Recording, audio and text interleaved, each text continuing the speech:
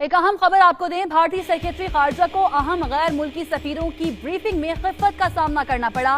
फौजी कार्रवाई के बाद गैर फौजी एक्शन का क्या मतलब? सफीरों की जानिब से ये सवाल किया गया, जिस पर भारतीय सेक्रेटरी खारजा ने कहा कि हमने किसी फौजी हदफ को निशाना नहीं बनाया है। भारतीय सेक्रेटरी खारजा आए बाएं शाएं करते रहे, कौन से बालाकोट को निशाना बनाया? गैर मुल्की सफीरों ने ये सवाल किया, जिस पर भारतीय दफ्तर खारजा इस सवाल पर भी कोई वाज़ेह जवाब नहीं दे पाया है। तो भारतीय सेक्रेटरी खारजा को अहम गैर मुल्की सफीरों की ब्रीफिंग में खिफ़्फ़त का सामना करना पड़ रहा है।